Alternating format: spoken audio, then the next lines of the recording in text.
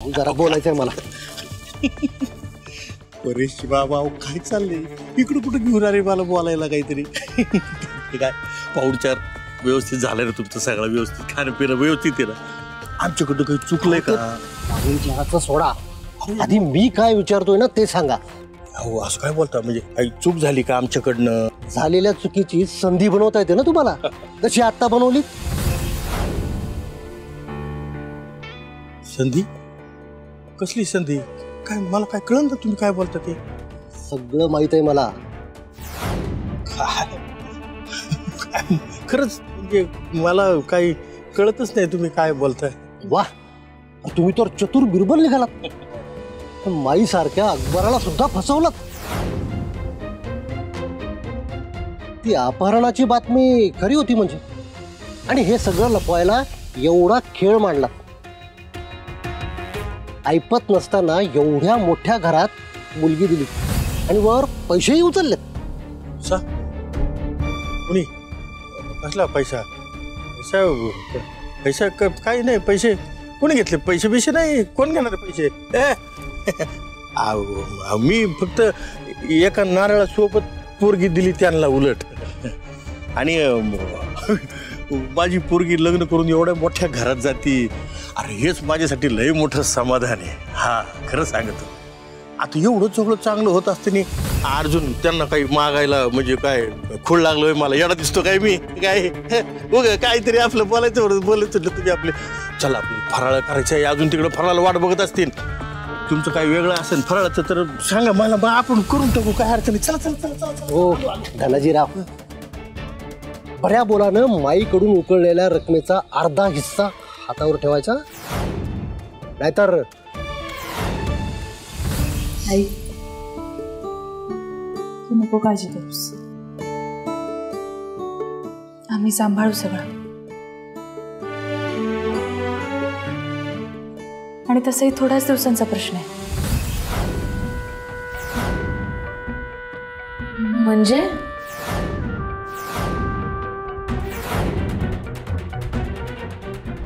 एक वर्षाचा करार अटी वाचून घे. आज लग्न आणि 12 महिन्यानंतर परस्पर संमतीनं घटस्फोट. अगं ते मी रमावतीतच असणार आहे ना तुझ्या जवळ. म्हणजे कधी तुला आठवण आली की मी दारात हजर असेल असं म्हणायचं होतं मला. तिचं बरं आहे आईच्या जवळ. मलाच पाठवली तिकडे लांब कोपऱ्यात. आई खरं सांगू का गप्पू इथे तुझ्या जवळ आहे ना मला खूप हलकं हलकं वाटतंय. गप्पू तू आमच्या सगळ्यांसाठी जे काही आई बास.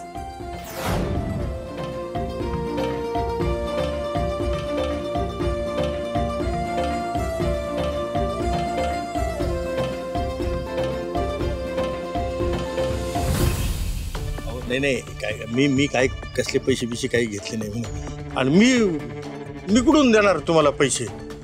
तुम्हाला द्यायला माझ्याकडे काहीतरी पाहिजे ना. माझ्याकडे काय आहे तुम्हाला द्यायला? काही नाही पैसे आपले. मी कोणाकडनं 1 रुपया बी घेतला नाही. हा रुपया नाही 10 लाख घेतले तुम्ही. तुम्ही लग्न नाही केलं स्वतःच्या पोरीचा सौदा केला. सौदा एवढे निर्लज्ज असाल असं वाटलं नव्हतं मला. बापाच्या नावाला बट्टा लावणार बट्टा आणि वर्ण मक्तेदारांचे व्याही म्हणून मिळवत आहे. काय बोलले त्या दिवशी? गाडी स्टार्ट होती का बघा. अरे लायकी आहे का तुमची? लायकी आहे बघा तुम्हाला मी सांगतो परेश बाबा. गपे धन्या तुम्हाला सांगतो तुम्ही काय झालं. स्क्वेअर फुटावर चालतोस तू आणि मी 7-12 उलटवतो. तुझं सगळं माहित आहे मला. एक पोरगी विकलीस आणि दुसरी खपत नव्हती म्हणून आमच्या गळ्यात मारलीस. दोन्ही लग्न फुकट आणि पैसा स्वतःच्या खिशात. एजंट रे, एजंट. एजंटच आहेस तू. हे बघा, तुम्हाला मी शेवटचं सांगतो, तो सांभाळून बोला. माईसाहेब मक्तेदारांचा व्यायी आहे मी. हा. माई? अरे कुठली माई? अरे ती माई आणि तू, तुम्ही दोघंही एकाच माळ्याचे मणी. ती माई म्हणजे सरड्याच्या कातडीचा पदर घेतलाय म्हणून बाई मोठी होत नाही. अरे ती माई आणि तू, नाव मोठं आणि लक्षण खोटं. ओ पाहुणं,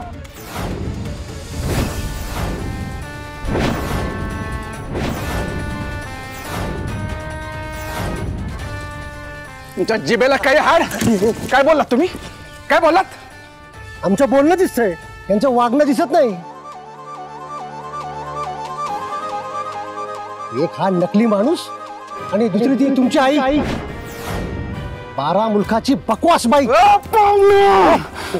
तोंड सांभाळून बोला. एक वेळ तुम्ही माझ्याबद्दल बोला, मी ऐकून घेईन. माईबद्दल वंगाळ बोललेला मी ऐकून नाही घेणार. सॉरी म्हण. तेज प्रतापराव, अहो सोडा त्याला, काय करू नका. हो एजंट, मी मध्ये नाही बोलायचं. तुम्ही माफी मागा, माफी माग. ए धनाजी, तुझ्या या गुंड जावायला सांग. अरे थोरा मोठ्यांचे पाय धरतात, कॉलर नाही. गुंड तो गुंडच. तुझ्या मारी तुझ्या.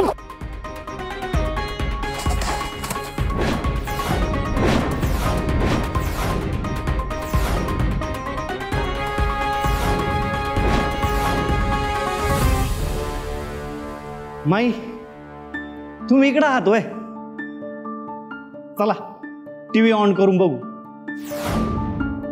अहो गल्लीपासून दिल्लीपर्यंत फक्त माई साहेब, माई साहेब, माई साहेब एवढाच आवाज घुमतोय. सगळीकडे तुमचंच कौतुक चालू आहे बरं का.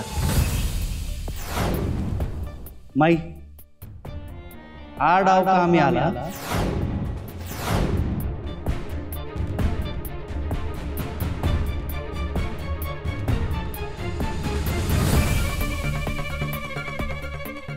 माई, मी तुम्हाला खात्रीनं सांगतो,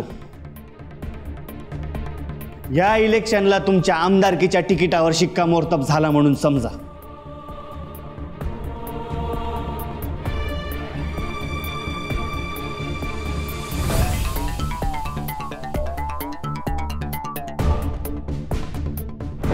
तेज प्रताप मक्तेदार यांच्या विरोधात अटक वॉरंट.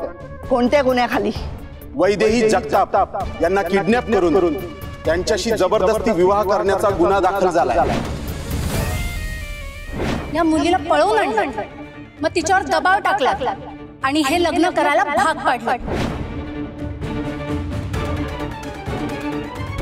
इन्स्पेक्टर साहेब, मला अटक करा. माई, मी शपथ घातली आहे तुम्हाला. इन्स्पेक्टर साहेब, मला इथं घेऊन जा, पण हा सामूहिक विवाह सोहळा थांबू नको.